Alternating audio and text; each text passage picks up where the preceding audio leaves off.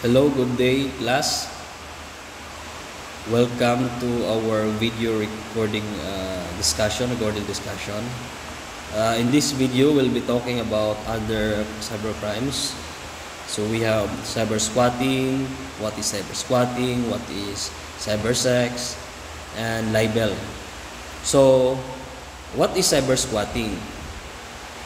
How is cyber squatting committed?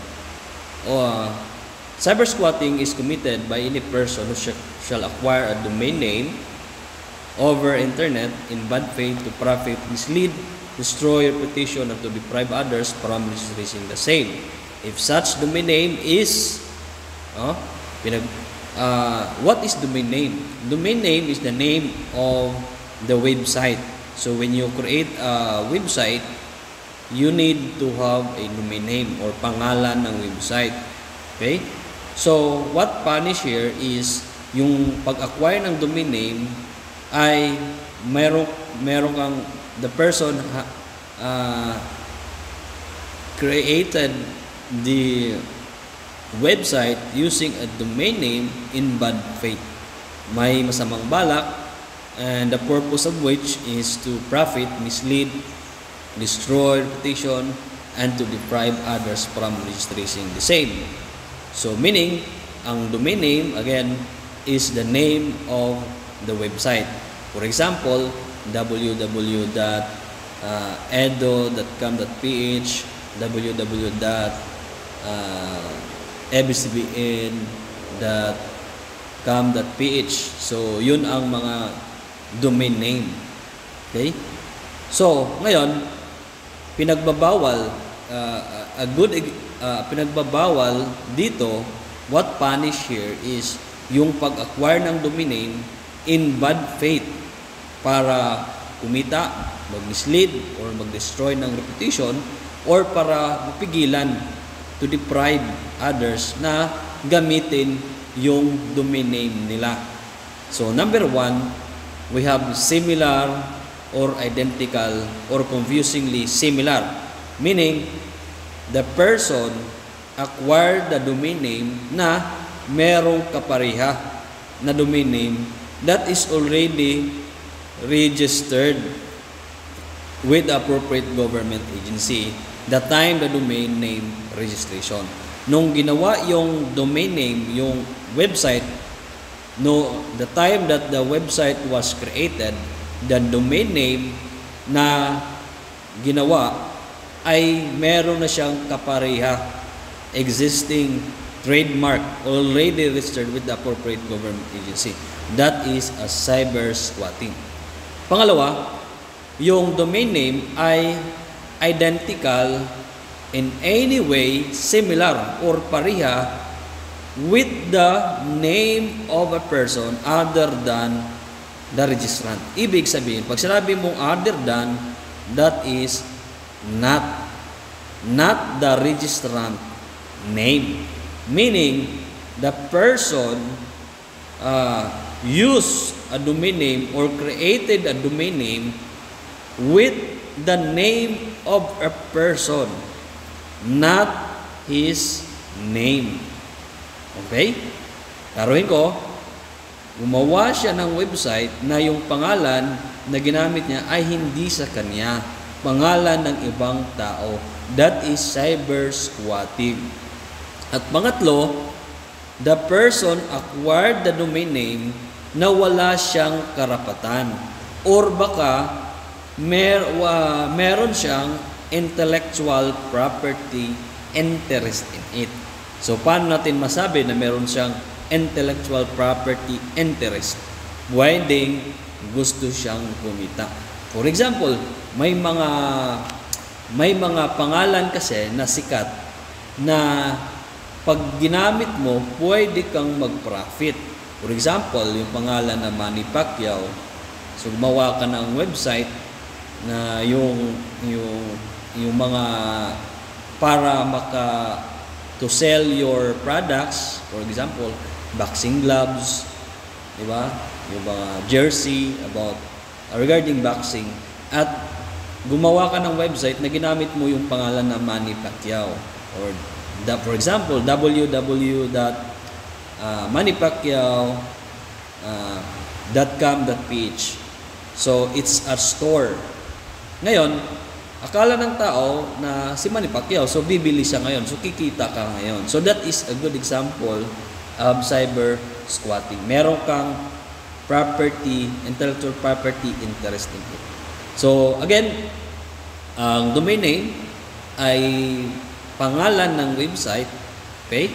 So, hindi bawal na gumawa ng website to acquire a domain name. Hindi bawal yon. What is illegal is that you acquire a domain name in bad faith. Okay? To profit, mislead, or destroy.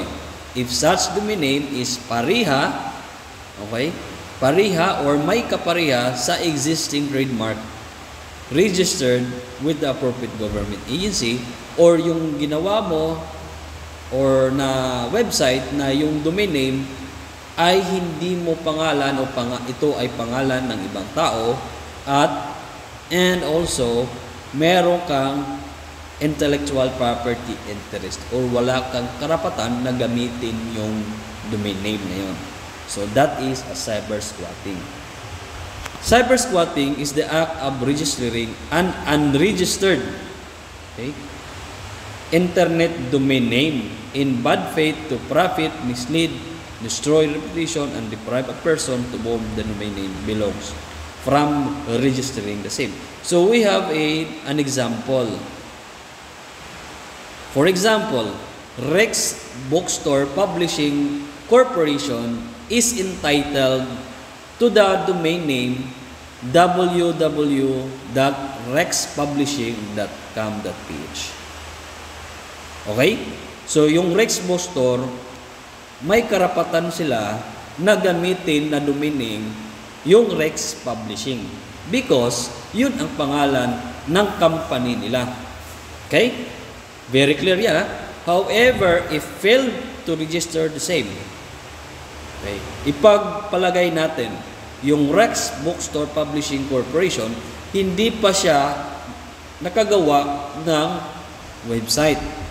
Okay, meaning, hindi pa nila nagamit na domain name yung pangalan ng company nila. Ngayon, ito naman si Rika Publishing Company registered the domain name www.respublishing.com.ph. Si Rika Publishing gumawa ng website na ginamit na domain name ay Rex Publishing. Okay? And use the website with such name to sell its book online. The registration was made in bad faith since the public is being made to believe that the registrant of the website with such name is selling books published by Rex Bookstore. So, very clear that this is a cyber squatting because Rika Publishing Company registered the domain name other than the name of the company. So, dapat si Rika Publishing, kung gagawa siya ng website, dapat yung domain name niya ay Rika Publishing, hindi Rex Publishing. Dahil dito, kasi Rex Publishing yung ginamit niya na domain name, ito ay violation or ito ay cyber squatting. Okay? Tapos, very clear na meron siyang yung paggamit na domain name na Rex Publishing ay in bad faith because nagbenta siya ng mga libro, okay? And made to believe yung the public is being made to believe na talagang yung mga libro ay published ni Rex Bookstore, where in fact ito naman ay published ng Rex Publishing. So with the registration of this domain, Rex Bookstore cannot anymore register with such domain because si Rika Publishing ay ginamit na Rex Publishing si Rex Bustor, hindi niya pwedeng or hindi niya magamit yung domain name niya. Kasi nga, ginamit na ni Weka Publishing. So, that is a good example of cyber squatting. I hope you understand. So, if you have any question, please comment down below. Now, we have cyber sex. How is the crime of cyber sex committed? It is committed by any person who shall willfully engage. Pag sinabing engage, you do the actual sexual intercourse. Or, ikaw yung nag-maintain. Okay? Pag sinabing nag-maintain, ikaw yung nag-finance, ikaw yung nag-manage, ikaw yung nag-control or operate directly or indirectly any lascivious exhibition of sexual organs or sexual activity with the aid, of course, a computer system for favor or consideration. Yan. So, yan. That is a cyber sex. So, what is engaging in business? Engaging in business, which is an element, the element of engaging in a business is necessary to constitute the crime of cyber sex. The law actually seeks to punish cyber prostitution, white slave trade, and pornography for favor and consideration. Meaning, yung cyber prostitution, white slave trade, pornography, ito ay engaging in business, which is a necessary element to constitute cyber sex. So meaning, pag you did prostitution, white slave trade or pornography with the use of a computer system, then that is example of cyber sex. This includes interactive prostitution and pornography. That is an engaging business. You do prostitution, you do pornography, that is by webcam, meaning nag-video ka and you take photographs, you post it online, of course with consideration, with favor or consideration, and that is cyber sex. But if wala namang consideration, diba? Walang consideration, walang favor, you just do sexual intercourse and you post it online, and there is no crime of cyber sex. If both parties or the parties involved agreed na i-post ito without any consideration or favor, then hindi siya pasok sa cyber sex. There must be a consideration or favor. It could be in favor, or it could be monetary, or any consideration. Now, we have traffic cyber prostitute. So, pag sinabing traffic, you hire, the person hired or maintain another person. Meaning, nag-hire, ikaw yung nag-manage. Ikaw yung manager. Diba? Traffic cyber prostitute. You are the one who hired, who maintain another person para mag-engage in cyber prostitution. Then, the trafficker. Okay, trafficker. Pag sinabing trafficker, ikaw yung nag-recruit. Nag-recruit ng tao para to have a cyber sex or cyber prostitution. So, if you are the trafficker, you are liable for trafficking in person. And the customer also is liable for use of traffic victim, while the prostitute is not liable for cyber sex under Republic Act 10175 because of the criminal exemption under Section 17 of RA 9208, because they are the victim. They are the victim. Ginawa silang slave. They are the victim. They should be exempted. They should not be treated or penalized as prostitute. So what penalized here is the person who do trafficking, the trafficker and the customer who use the traffic victim. Okay? And then the third crime, cybercrime, is cyber libel.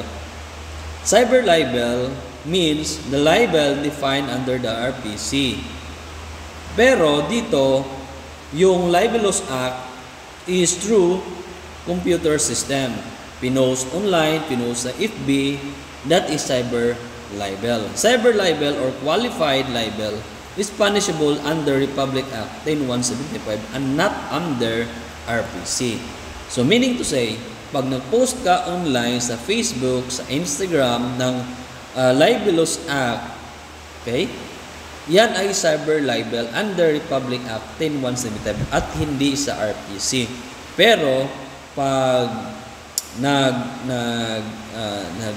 if you publish in a printable materials, any libelous act, then that is not a cyber libel. It becomes cyber libel pag pinost siya online or through a computer system. So that is cyber libel under Republic Act 10175. Okay? And saan gaganapin yung litigation? The venue, the place where libelous article was accessed by the offended party in the internet. Meaning to say, kung saan na-access ni victim o ni offended party yung libelous article, doon yung venue. For example, pag